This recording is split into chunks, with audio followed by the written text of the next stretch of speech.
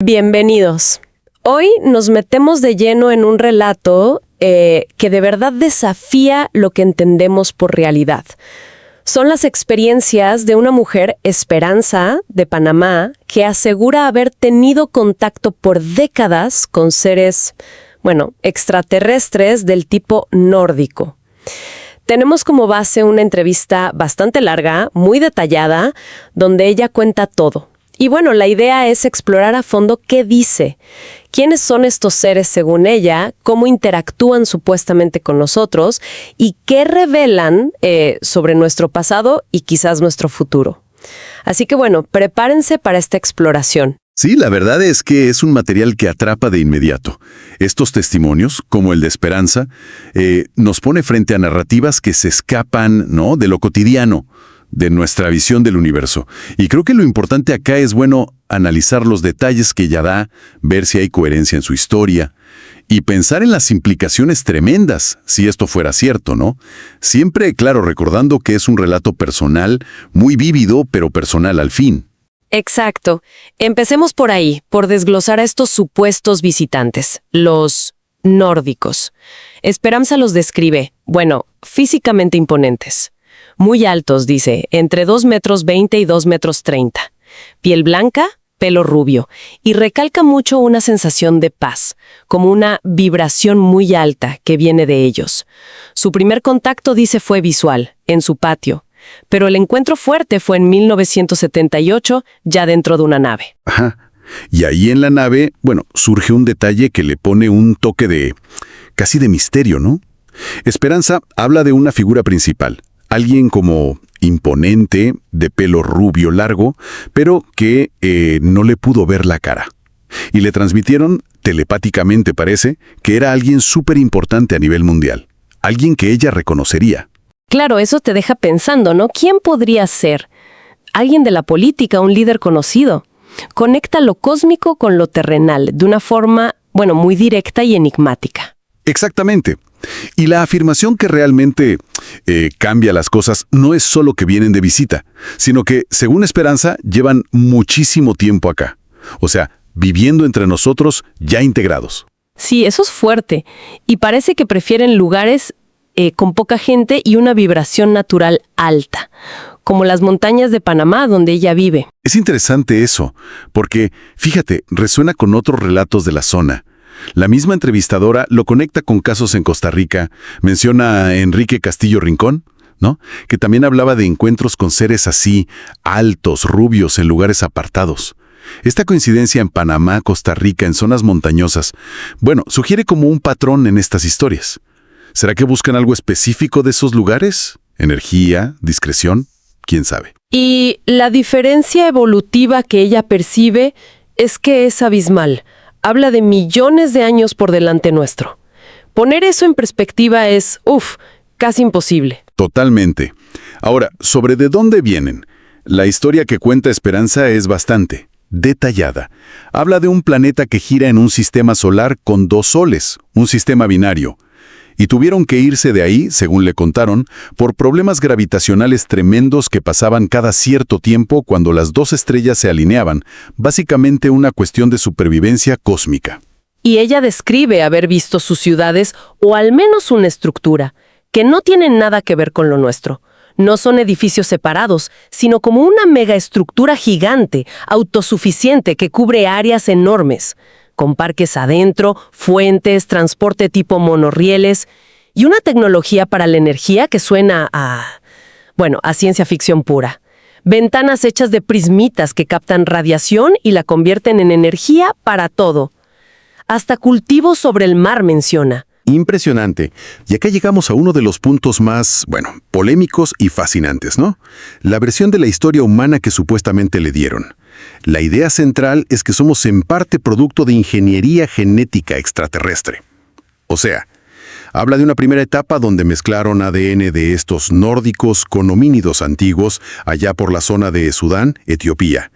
El objetivo, según esto, era crear seres que se adaptaran mejor a la Tierra, cosa que ellos parece no lograban del todo bien directamente. Pero se complica más, ¿no? Porque Esperanza cuenta que hubo un grupo de científicos nórdicos, como rebeldes, que hicieron experimentos más directos.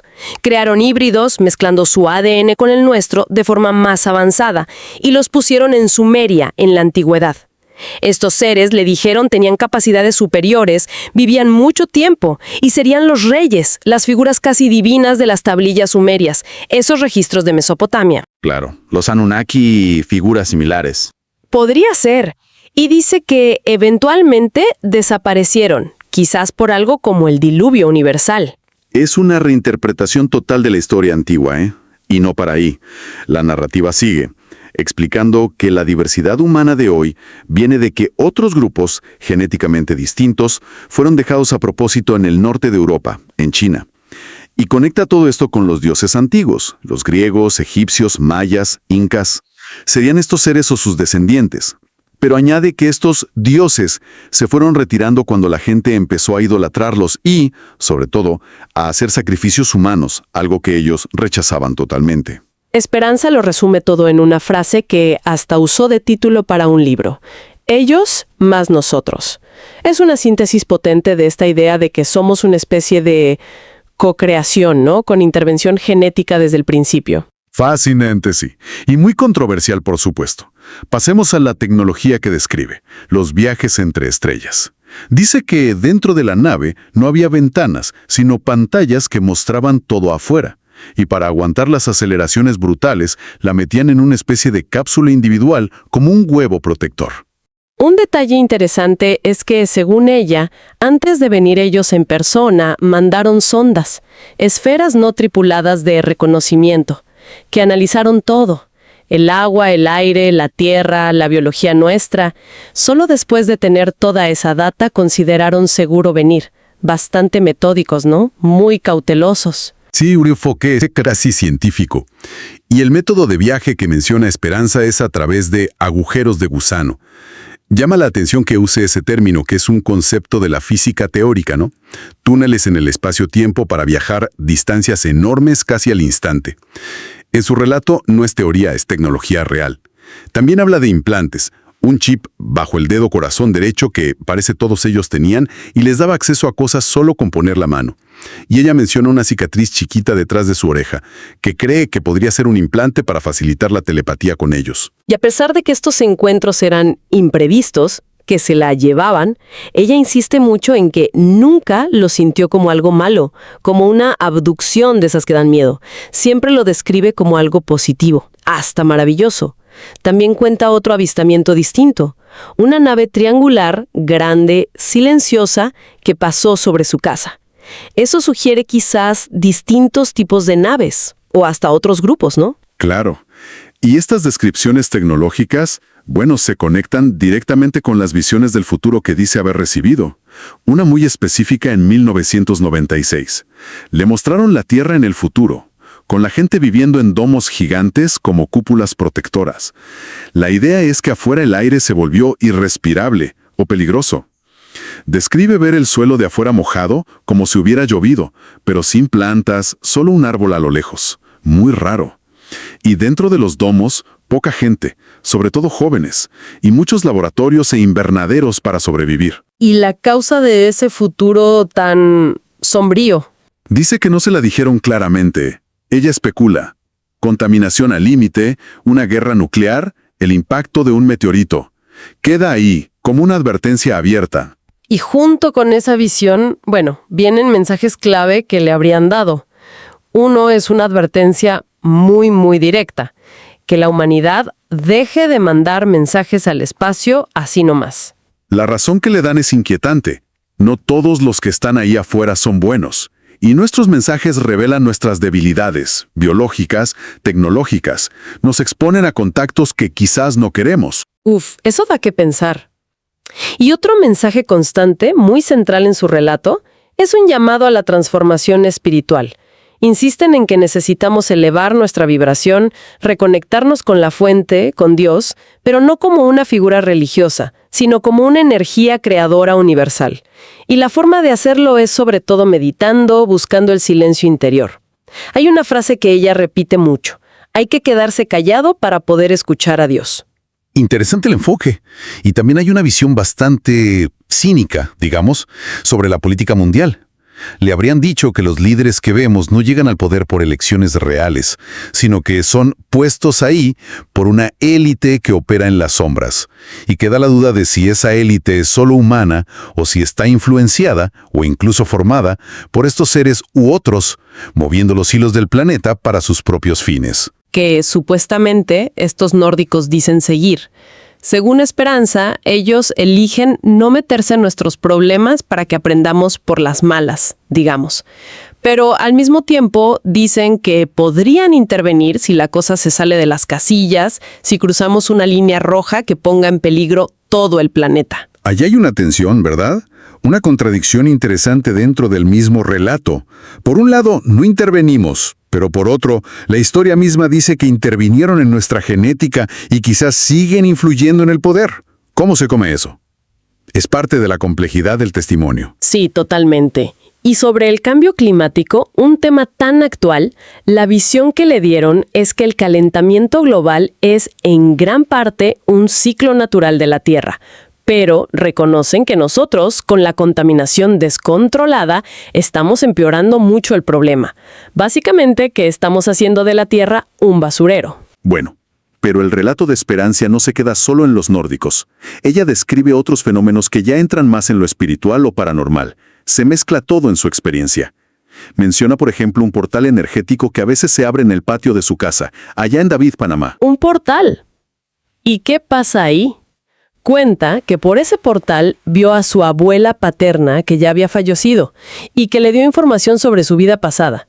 Y otra vez vio aparecer a dos figuras masculinas imponentes que ella sintió que eran Enoc y Elías, los personajes bíblicos que, no murieron sino que fueron arrebatados. Y los describe muy distintos.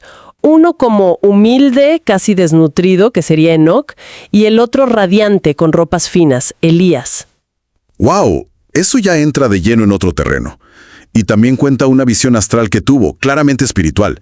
Vio miles, quizá millones, de seres como ángeles bajando sobre Sudamérica, formando como una autopista de luz desde Panamá hasta Argentina y Chile. Ángeles de distintos tipos y tamaños. Ella lo interpretó como una señal de protección o de que algo importante va a pasar en esa zona. Hasta cree que vio al arcángel Miguel ahí. Es increíble la mezcla de elementos y añade otra cosa curiosa, la memoria selectiva. Dice que a veces les preguntaba cosas muy específicas a los nórdicos, le respondían con detalle, pero al rato, ¡puf!, se le olvidaba por completo la respuesta, como si le borraran esa parte porque no era el momento de que lo supiera o lo contara. Un control de la información, digamos. Claro, un mecanismo para dosificar lo que revela. Y para terminar con las rarezas, hay una anécdota de cuando era niña que la marcó mucho y que no puede explicar. A los 12 años, sin saber manejar, un día agarró las llaves del auto nuevo de su papá, lo sacó, dio una vuelta por el pueblo sin problemas y lo volvió a estacionar perfecto en el garaje. Y ella no se acordaba conscientemente de haberlo hecho. Su familia, imagínate, aterrada. Ella se pregunta si fue una prueba, una intervención temprana, ¿o qué fue eso? Todos estos otros elementos, el portal, las figuras bíblicas, los ángeles, la memoria borrada, lo del auto, pintan un cuadro mucho más complejo y amplio, ¿no? Lo ufológico se mezcla totalmente con lo espiritual, lo paranormal y con su vida personal más íntima. Exacto. El testimonio de Esperanza, como pasa a menudo con contactados de larga trayectoria, no cabe en una sola cajita. Es como un tapiz, donde se mezclan encuentros físicos con ETs, viajes astrales, telepatía, portales, visiones del futuro, bloqueos de memoria. Esto sugiere o bien que la realidad es muchísimo más extraña y multifacética de lo que pensamos, o que es una experiencia subjetiva muy profunda, que integra todos estos elementos en una historia coherente para quien la vive. La idea de que ella podría tener como una misión o una predisposición para todo esto parece ser un hilo conductor en su relato, ¿no? Sí. Haciendo un resumen, los puntos más fuertes que quedan de la experiencia de Esperanza son: primero, la afirmación de que hay seres nórdicos viviendo entre nosotros desde hace mucho. Segundo, su supuesto papel clave en nuestra genética, en cómo somos como especie. Tercero, las advertencias serias sobre el futuro del planeta y los peligros de andar mandando señales al espacio sin pensar. Y sobre todo, ese llamado constante a una evolución espiritual, individual y colectiva, basada en mirar hacia adentro y conectar con algo más grande. Y eso nos deja con la reflexión final, ¿no? La que siempre surge con este tipo de material tan fuera de lo común.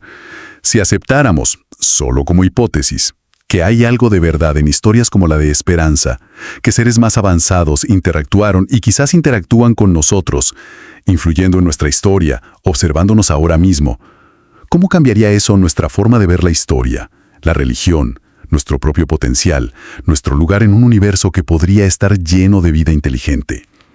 Más allá de creer o no el relato al pie de la letra, la pregunta de fondo que plantea es, ¿qué significa realmente eso de elevarse espiritualmente?